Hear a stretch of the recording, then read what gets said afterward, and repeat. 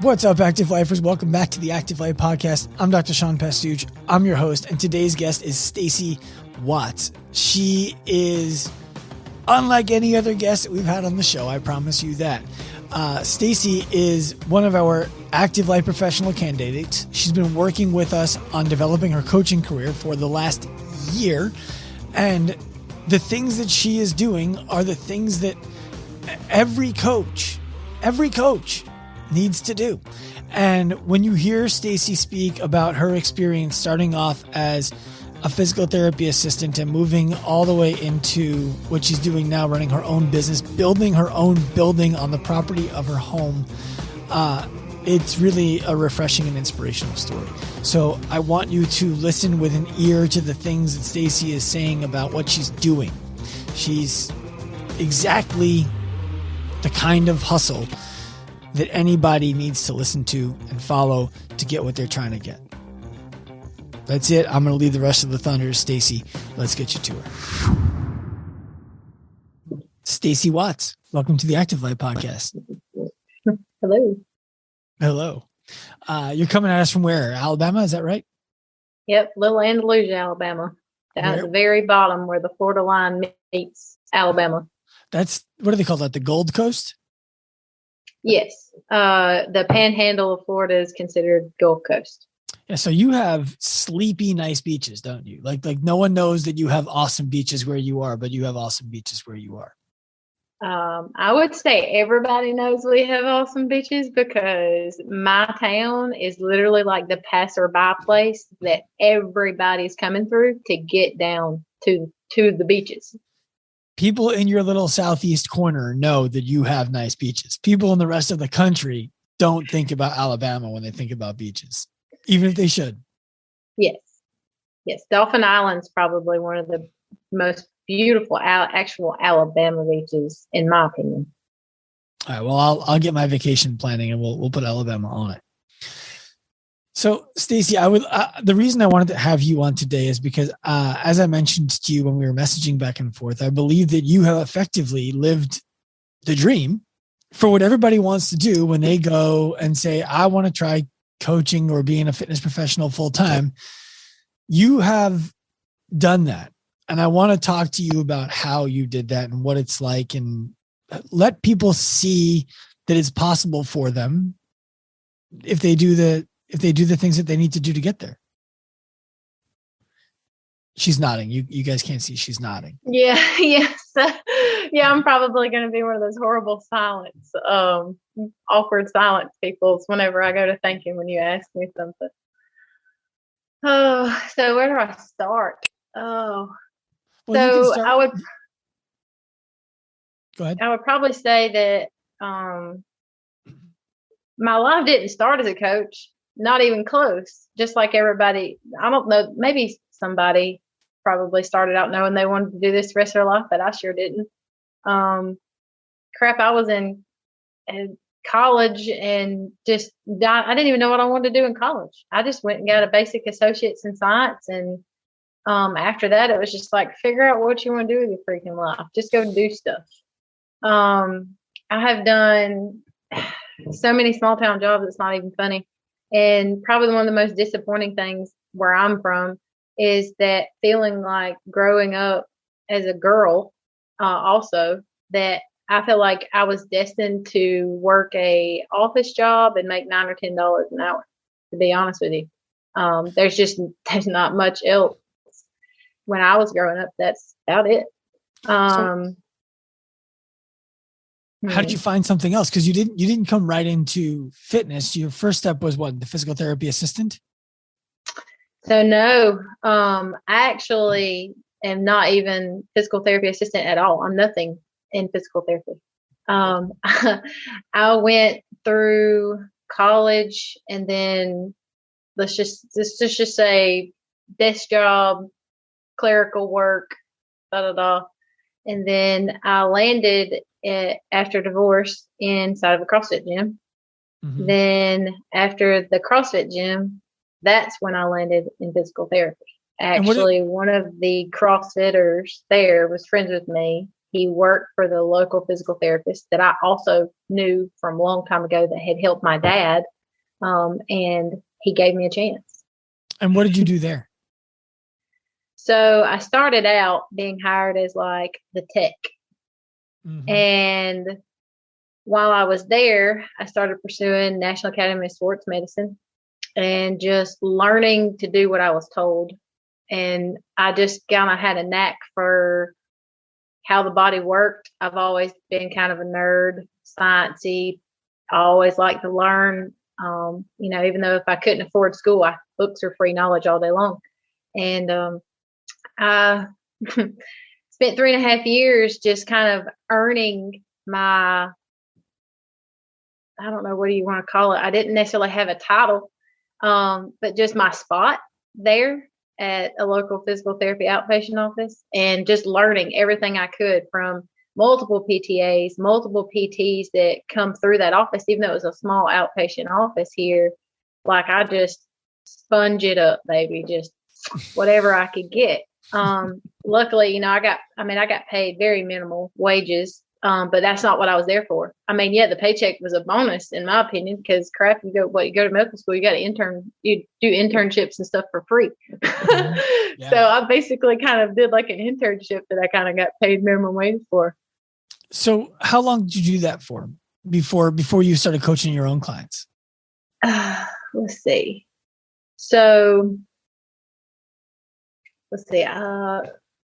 was no longer at CrossFit doing coaching in 2019. Is that right? 18 or 19.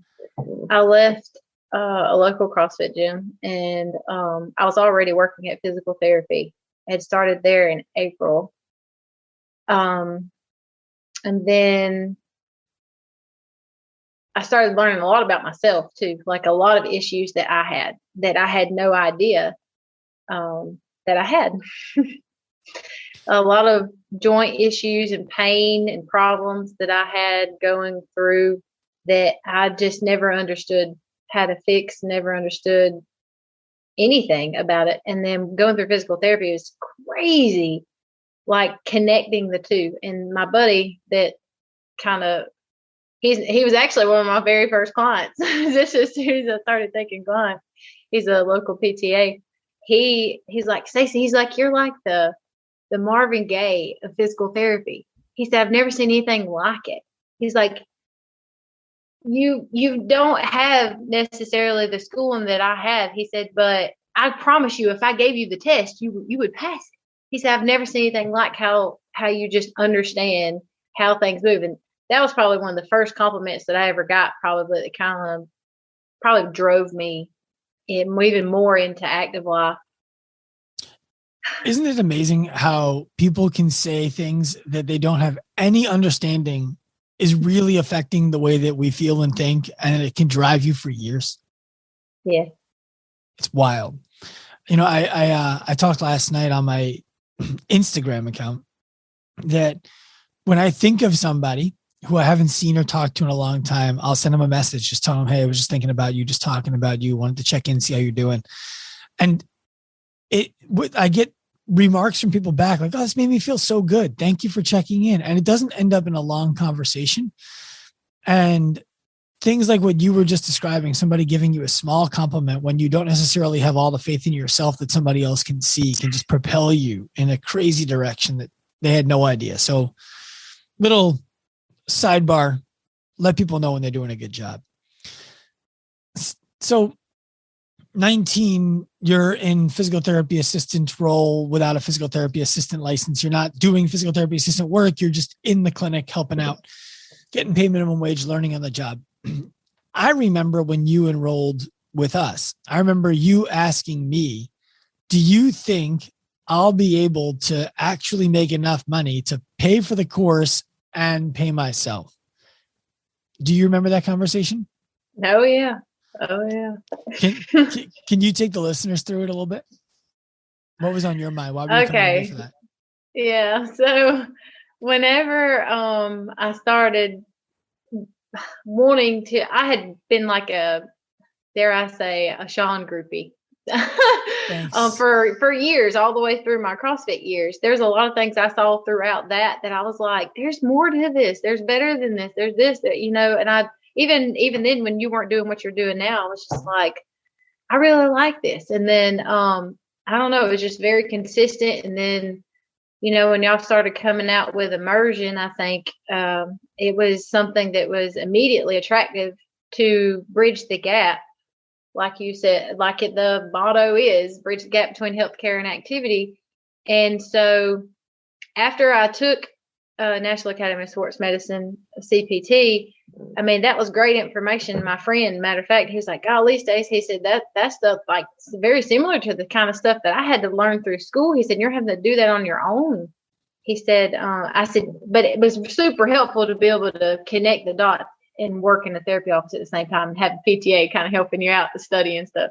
And then immersion, I mean, it was, oh God, there were so many eye-opening moments going through immersion where I was just like, wow.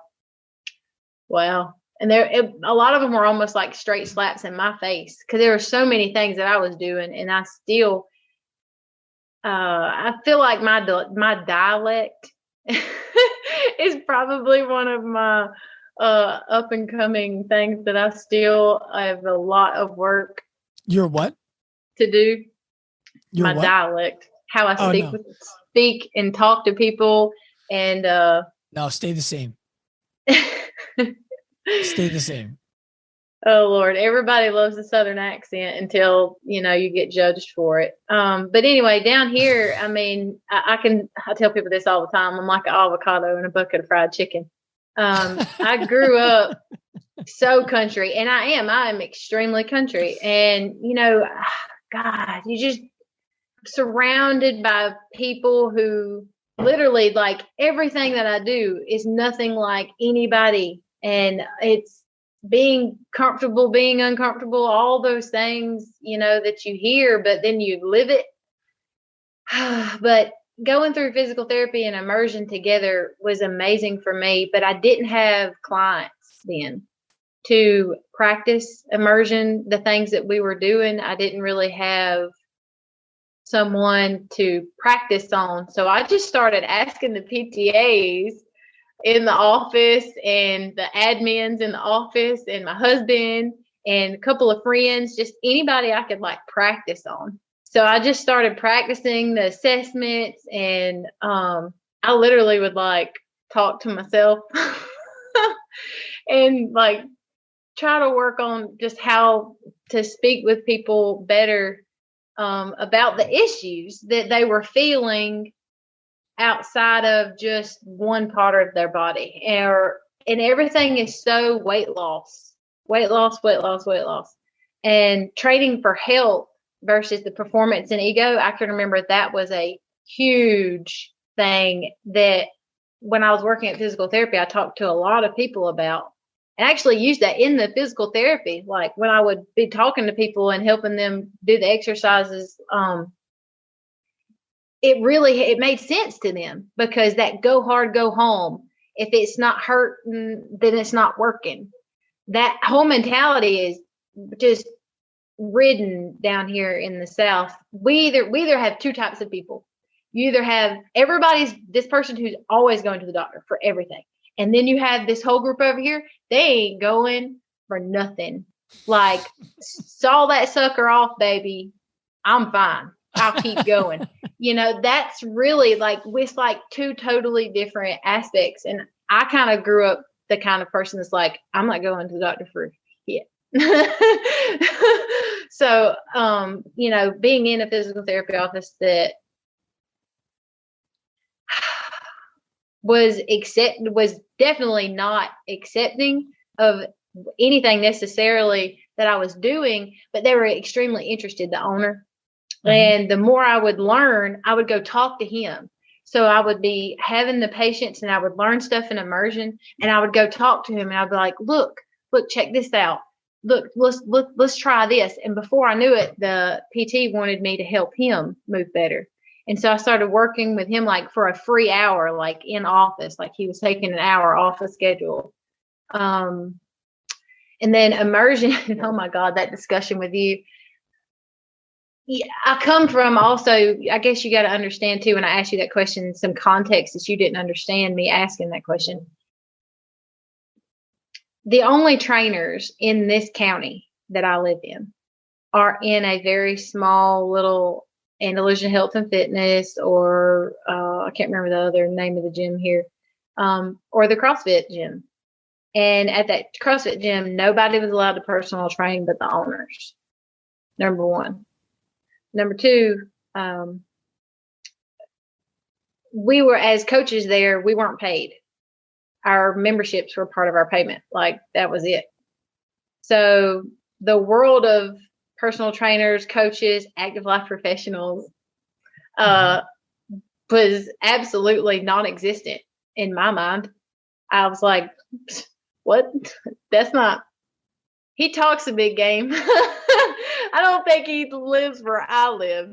Mm-hmm. So, you know, visit fancy New Yorker, New Jersey boy, whatever. New York. But hey, yeah. I can't imagine not having done it. And after I did immersion, I opened the business in January 2020 here and just literally I had a pole barn and tarps and a concrete floor. Mm-hmm. Well, let's go back a little bit, because the conversation you had with me was around you being able to, like, will I be able to make my money back if I enroll in this course? Right? Oh, yeah. And there was no belief that you would be able to, even though I thought you probably could. Yeah. What you're saying is, in your mind, you're like, that smooth talking New Yorker has no idea what it's like to live down here in Southern Alabama. True story. Yes. So fast forward for the people listening. What is your reality right now? I have taken a pole barn that had tarps up and basic rig rower type equipment. I've now added on, closed it in around the sides. Everybody loves the open air feel. But it's a very quiet, peaceful place down here on my property. So I actually had someone tell me they would not pay for me to close it in. Mm-hmm. And I have no intent either, also, mind you, because it is completely COVID friendly. Mm-hmm. No mask required whenever it's outside, because it can't live outside, and it's just one-on-one. There's no group training. Right. So I'm currently add on a lean-to on one side to clear out things out from under the main floor, and then I built a lean-to out from under this side, and I'm currently closing in almost 3/4 of that entire lean-to for an office, because I've got to stop kicking people out of my home to do assessments on my dining room table. I've had up to 12 in-person people. I left physical therapy full-time in October. And before the end of November, I had 12 people fully booked. And I was like, what is happening? My phone is not stopping. Like, all I did was make one little post announcement. And then this word just went, I don't know what happened. I feel like I had spent a lifetime trying to get the word out that I existed. And then, you know, I'm still trying to find the right clients. I still think a lot of people don't know what it is actually that I'm seeking in a client, I guess, or what the right client for me. Let's put it like that. Mm-hmm. So I'm still getting the word out in a lot of ways, because a lot of the people that I believe are some of the best fits for here, they're not really on social media very much. Right. You got to find them different ways. So my referral network is huge. And then all of the PTs and PTAs that I have worked with, every single one of them. Matter of fact, I've worked with 2 of the PTs and one of the PTAs personally as clients, that that they trained me, and now I train them. That was super awesome, just to get to help people that you know, that help you become who you are. Mm-hmm. I don't know. It's really neat to get to go back and help the same people that helped you. That, to me, that means a lot. It's very cool. So have you been able to make your money back, or are you still? Oh, yeah. I mean, obviously, like everything that I have built and every piece of equipment that I've added on since 2020 has all because of the money that I have made from the education that I've received and the applications of my knowledge, which, mind you, if I did not have that opportunity to work that 3.5 years in that physical therapy office, I cannot say that I'm clinically trained by those kinds of people. So I think that really helped me honestly do what I do even more, because a lot of the people that I work with literally come straight out of physical therapy, the same physical therapy office that I worked in, if not referrals from those same people, or just friends with other issues. Well, what's happening for you is you did a good job over and over and over and over again. And so people who saw you do a good job are referring their friends and their family to you, and their clients and their patients. Right? Yep. Yeah. So now you're full-time training clients one-on-one, writing program design for clients one-on-one. And that's what you do for a career. That's what pays your bills. Is that right? Yep. Hybrid. I do some hybrid stuff, and I wouldn't mind getting into more online, reaching out further. But at the same time, I love in person. Well, I do. The best way to grow online is always to expand outside of the group that you already have coming to you in person. The mistake that I think a lot of people make is they open an Instagram account and expect that they're going to start filling up with clients. The best way to fill up with clients is to ask the people who are getting great results from you in person if they have friends who are not local who would like the same kind of results. And then when they connect you to their friends, that's when you're able to start to grow your online business without a big Instagram following. And so many people just look at follower account and assume that that's how you grow a business. It's not. Yeah, I have no assumption to that whatsoever. But I think it's just 2022, right? Mm-hmm. So we're 2 years. That's another thing. COVID. Holy cow. I was scared to death, Sean. I ain't gonna lie. I didn't know what I was gonna do as far as how people were going to deal with all of it. And the more, so I seriously, I started researching COVID and things about COVID, studies about COVID. And cause I had actually weighed in closing the barn in, and I was looking into it pretty hard. And I found study after study after study that talked about stuff like that where it couldn't really be past so much, like outdoors and live outdoors, but indoors just kind of replicates it. Mm-hmm. Poor air quality and all these things. And I'm like, well, there ain't none of that down here, baby. We good. So COVID is a big part of the reason why you decided not to close in the walls and the ceiling and all that kind of stuff on your gym. Other than the fact that the clients love it, everybody loves it. Obviously, natural sunlight's great for you anyway. I'm a huge holistic fan anyway. Au natural. I'm a very no makeup person. What do you do when it rains? What do you do when it's cold? I mean, I know that cold is a relative term. I walk to work in 18 degrees today. You're like, it's cold. It's mid 60s. But what do you do when the weather is not conducive to the training outside? Okay, so just for the record, cold, I can handle your cold just as well. Okay, it's wet cold down here, and it does get 20, 30 degrees pretty regularly, like right here this month. It's the New York dryness that makes it easy. That's what you're saying. Yeah. It is not dry. It is wet and wet. So heat's in the work, Sean. Heat's in the work. Mm-hmm. If you're moving, look, I don't know if maybe it's just me, maybe I'm hot blooded. I don't know what to tell you, but if I go out there in a sweatsuit on top of my leggings and my t-shirt, I'm coming out of some stuff pretty quickly in my workouts. But that's me. But now not all of my clients are moving at that rate and obviously at that intensity level or anything like that. But even then, like, they got Suggins on, they got gloves on, they got sweaters on. I did get a heater. I got a little patio heater and put it up on the wall. And I do have 2 very nice heavy duty fans coming from either side of the gym walls. So the air circulating is pretty good, but where it's at, the sun literally rises and sets in this direction. So it's not like beating down. Right. So and there's a really, really, really big oak tree in front of it also that helps keep it shaded off of one end. Yes, when it rains, sometimes the wind blows in, but rain or shine, I'm out there. And honestly, it's probably one of my big things with doing this is I think it actually helps people remove the excuse of I'm not working out today. It's too cold. I'm not working out today. It's raining. I'm not taking care of me doing this thing today because of whatever's going on outside. And I believe that a lot of where our lives, where things happen is outside. It's not inside in these temperature regulated areas. It's outside.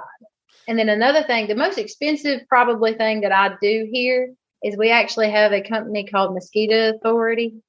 And while you're talking about cold, I'd invite you to come down here and hang out with my skeeter buddies. Okay. So, but I actually have them come down and they spray a barrier, and I have them spray literally from one end of my driveway all the way back to the barn, because we actually take walks through this property at the end of sessions and things like that with certain people. Or it's a 200 meters down and 200 meters back. So it's a 400-meter run. So 4 times that's a mile.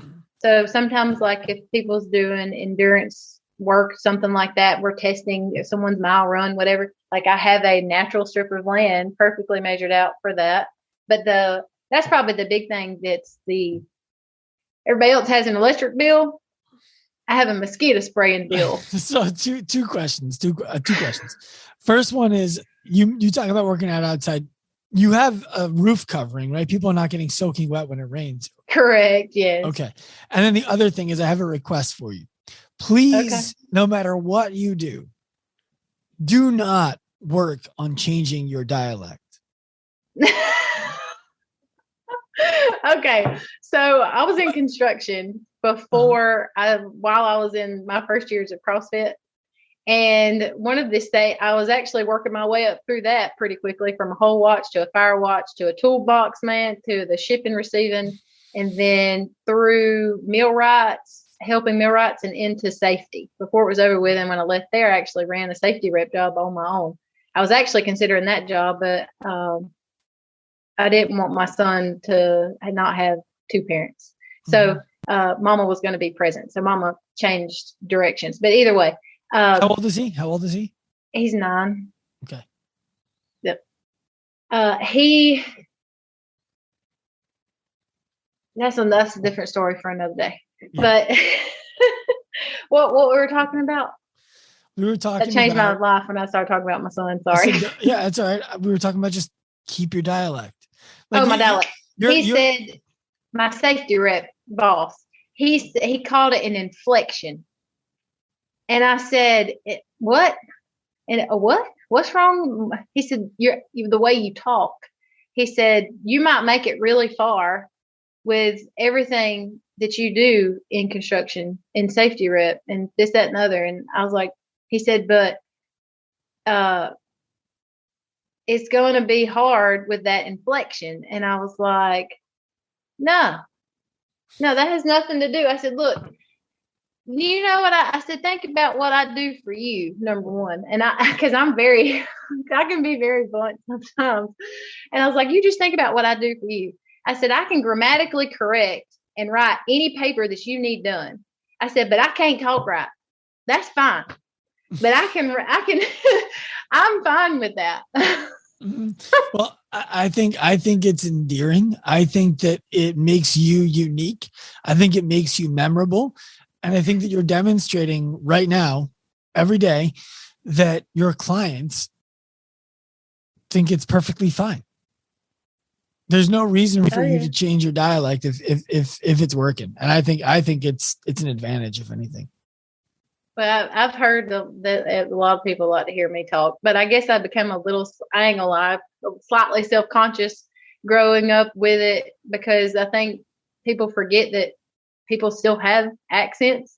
Mm-hmm. And so whenever even people in your own hometown realize you have an accent and point it out, Mm-hmm. You're like, I don't know. I guess I value intellect a lot, and I value knowledge and understanding and wisdom a lot.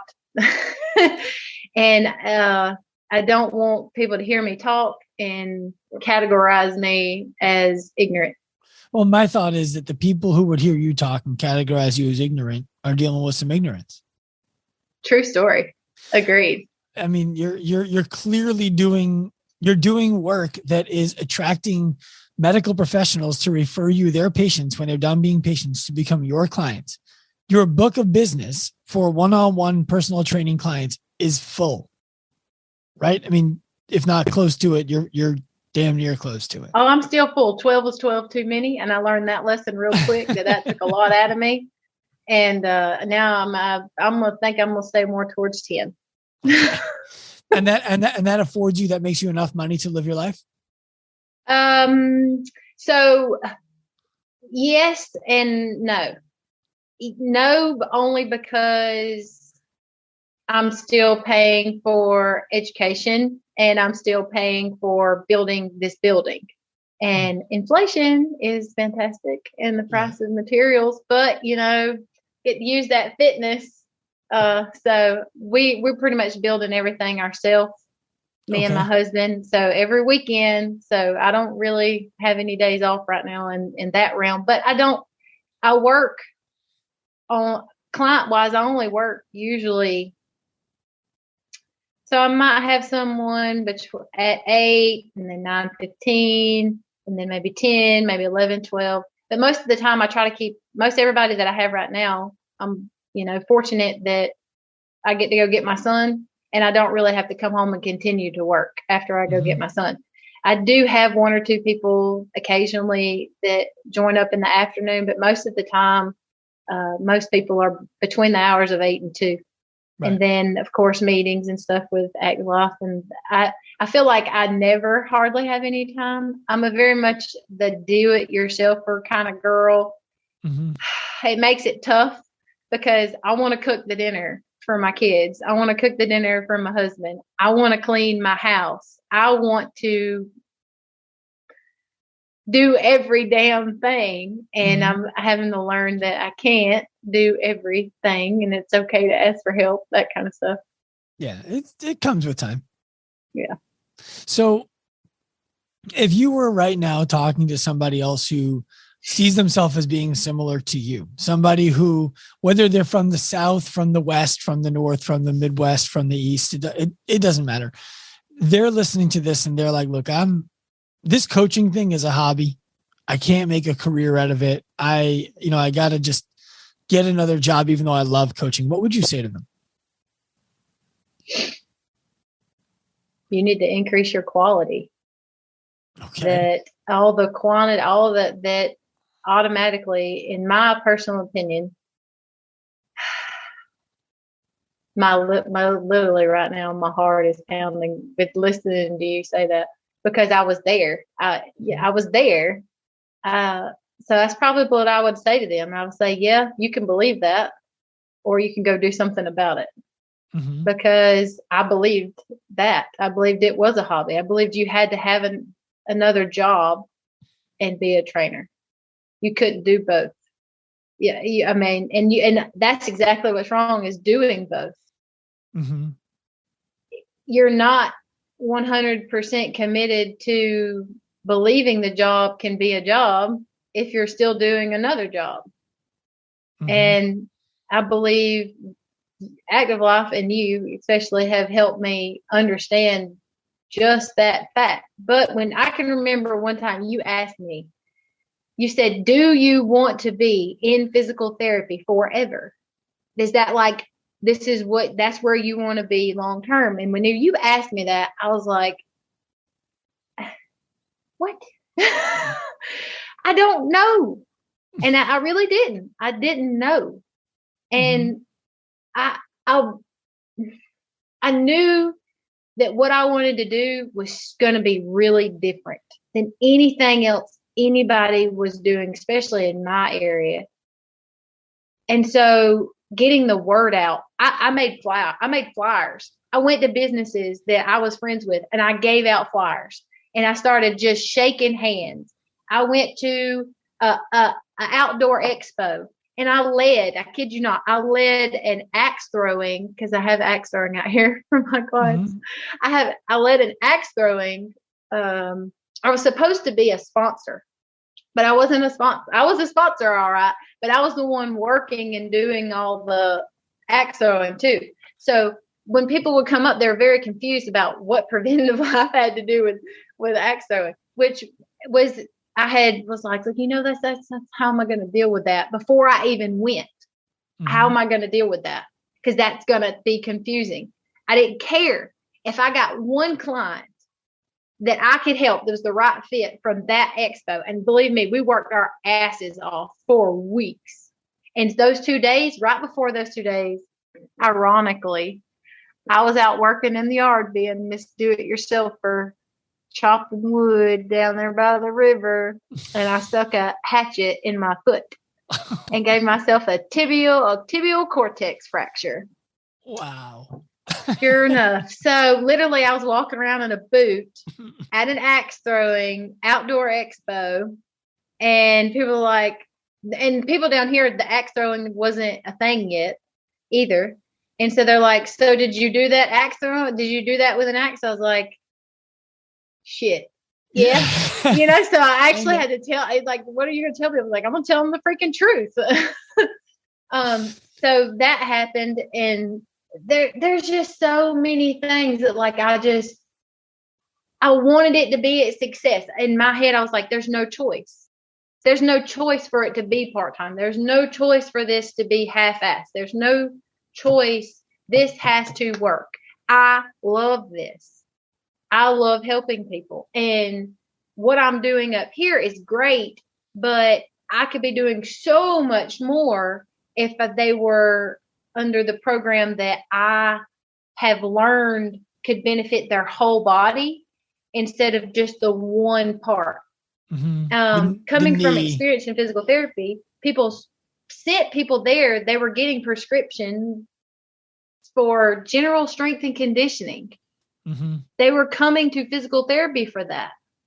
Nothing wrong with saying that some minor stuff that we did there didn't get them a start, but there's so much more that could have been done, not on a table with bands. Yeah. And ankle weight. Look, there's nothing wrong with what goes on in physical therapy for physical therapy. No, absolutely not. What you're speaking to is what's next. Yes. What's the next step? And that's what you're doing right now. How many people ask me, I cannot tell you, could they take me home with them? But you're talking about for exercise. Yes. Yeah. For just my motivation, my personality, just to get them doing what they needed to be doing because they couldn't do it on their own. Right. The niche was there. The opportunity was there. It was just wide open. And as far as I'm concerned, immersion just set the ground for me to absolutely 100% take that niche and produce it how I felt it needed to be applied in my community or in my county to the people that I'm around. Everybody's communities to me, if you live somewhere in a small town, you know what people are and aren't going to do. Well, so when you say immersion, for people who are listening, immersion is what used to be the first course in the ALP curriculum. It's not anymore, just so that you probably don't know how the changes have been made in the course. No, I don't. Immersion was what I did before, back in November, way before. We've broken immersion up, and we've broken up sales, and we've broken up some marketing stuff. And so they get all of the assessment, some of the immersion content, some sales content, some marketing content, some business management content right up front, so that they can start to earn the money back without giving up all of the time right away. And then we provide the rest of it ongoing as they mix it in with things like breath work and things like orthopedic considerations and ongoing. So it's a little bit. Yeah. Well, you set the path for us coming through early on. How do you like, I'm curious, how do you like working in groups? Meaning, how do you like learning with the other 30 or so people who are in ALP in your group with you? So my favorite part about ALP in the actual like meetings where we actually talk about content, like we have an assignment, whatever it is, and we come back and discuss it the next setting. Probably my favorite part is the humility. And I know that might sound strange, but the humility of the mistakes that everyone has, it's like keeping you humble. Mm-hmm. You're not ever going to be the greatest thing in the world when it comes to being the best coach ever, because you're only the best coach ever for the right client. Number one. Number two, listening to other coaches talk about the issue, and then maybe you didn't want to bring your issue up, but they were brave enough to do it. And so now you're okay with talking about yours, or just, I think for me, it's all about being able to not feel looked down upon or self-conscious about, maybe someone else isn't doing it like me. But that's kind of promoted in ALP, in my opinion. It's okay to not do it like everybody else. Y'all give some of the best guidelines, but then you take the guidelines and here, let's apply those in your setting. Mm-hmm. So that's probably, I guess, just the openness. Everybody gets to learn together, because that's what we're all there to do, is learn. Nobody's coming in as a know-it-all. Let's put it like that. I guess I don't like egotistical people. That's my number one. Well, what you're speaking to, and I'm really happy to hear it. The risk that I'm taking here is asking you questions that I don't know the answers to before I ask them of you, of coursework that you're doing with us that I'm going to air for the whole world to hear. So I'm glad to hear that your answer to that was positive.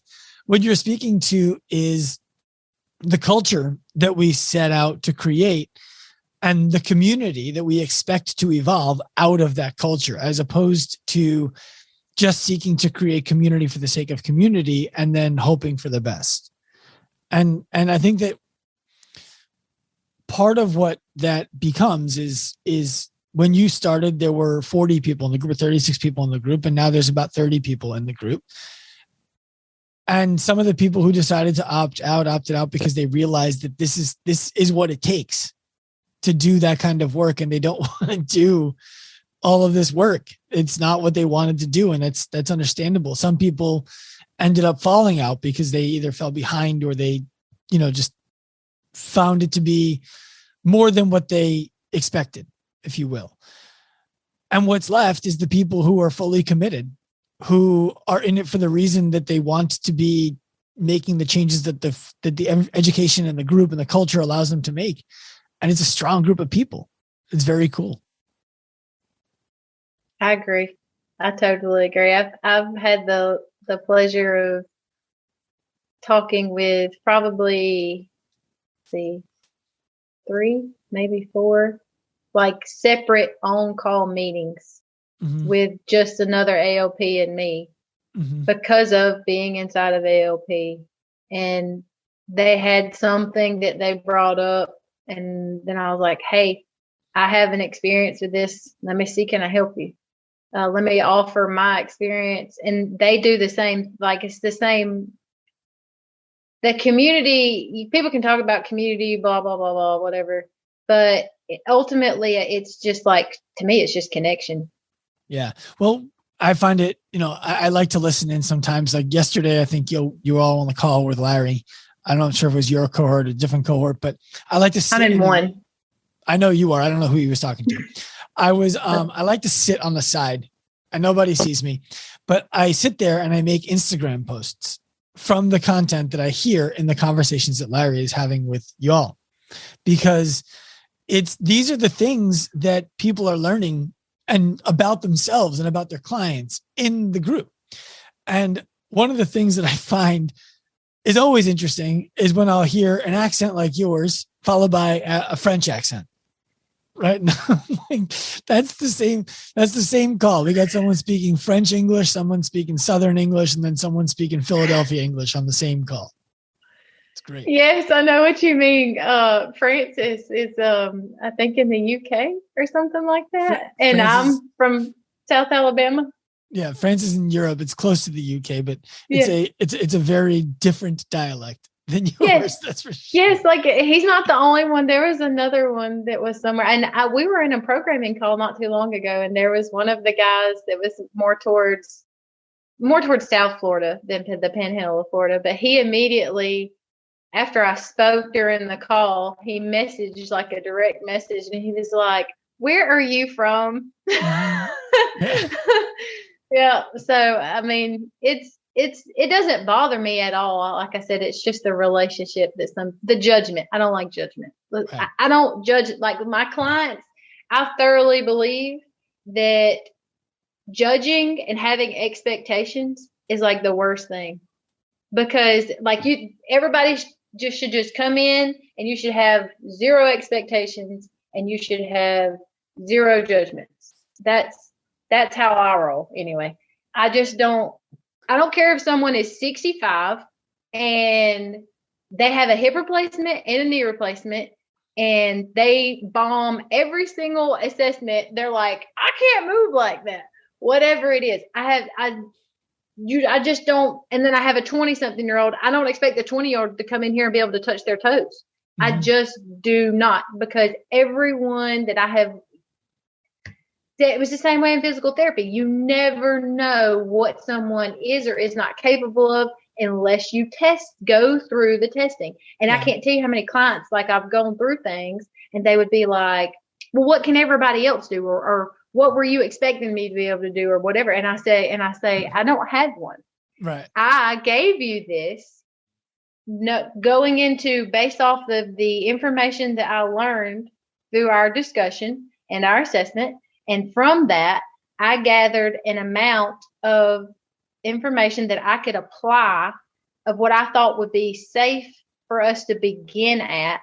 And then I will continue to learn from watching you move and listening to you talk to me and feedback.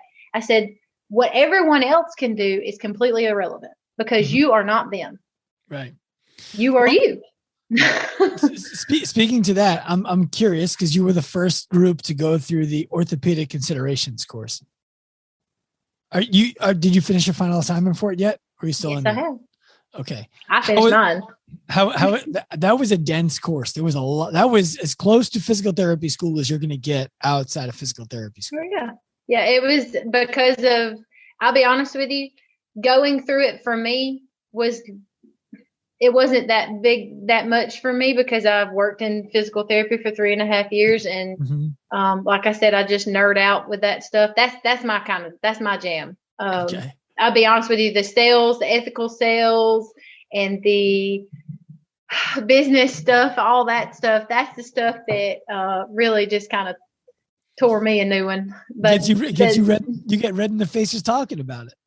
Yeah, because I'm still dealing with it. Like I'm still dealing with my own battles when it comes to things that I know I need to do.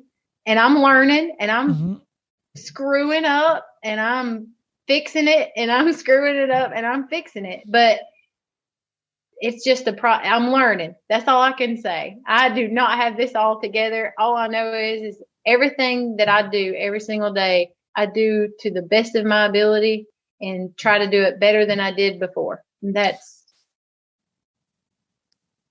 all I can do. That's all anyone can ask. Stacy, where can people find you if they want to reach out and talk to you about your experience with us, your experience yourself, working with you potentially as a client? If somebody wants to reach out to you, where can they find you? So right now, I just have the normal Google page. And I do the Facebook Preventative Life, like actual business page. And then my tag is Preventative Life _ Stacy on Instagram. other than that, like preventativelife@gmail.com. And my phone number's floating out there. Like I'm serious. Like I'm an open book to anyone that I can help or direct them towards the help that they need. That's any way I can help someone. I don't know. I learned one time from a lady that I work with that's professional in psychology. And she told me that one of the best ways, if you're going through something really hard, one of the best ways to deal with it is to help someone else going through something similar. Mm-hmm. And whenever she said that to me, I immediately was like silenced, because it resonated with exactly what I do every single day. Like helping people helps. It helps me. Well, I relate to that. It's one of those, you're giving the appropriate advice that you know to somebody else, or asking the appropriate questions of somebody else that you are having a harder time asking and giving to yourself. And so when you help somebody else do something, you can remove yourself from the equation, and then you can reflect on, damn, am I asking myself those same questions? Am I doing those same things myself? Because if I did, we'd probably get through the same problem. My husband's got where he's really good at asking me, because I told him he knows I'm a thinker. Mm-hmm. And so he's gotten really good about asking me questions that helps me deal with just that contemplation of, do you make this move or do you make this move? Mm-hmm. And helping people, I will tear my brain apart just trying to figure out what's the best way to help this person cope or deal with anything. I'm so outside of the 1 hour session with all of my people, so outside and so involved. I'm sure. Stacey, I really enjoyed interviewing you today. Well, I appreciate it. I'm still very humbled, I guess. I don't feel like I belong. You do. It's an honor. Okay, let's put it like that. To me, it's a real honor to be asked to be on ALP, because I feel like without all the things that I have done, I definitely would not be nowhere near as far along as I am, nor would I have the support behind me, because it's just me down here doing this thing, and that's it. You did, and you are, so you deserve it. You got to come down here and try it out. All right, we'll make it happen. Yep, on the way to the Florida beaches, because I know you're a beach man. I am a beach man. Thank you, Stacey. I hope you enjoyed this episode of the Active Life Podcast. Remember, if you feel inspired by our vision to humanize the healthcare industry, professionalize the fitness industry, and empower individuals to live their lives, to reclaim their physical freedom, to develop careers, helping people reclaim their physical freedom, all you need to do is head to activelifeprofessional.com, find the appropriate link that represents you, and get in contact. We'll see you there.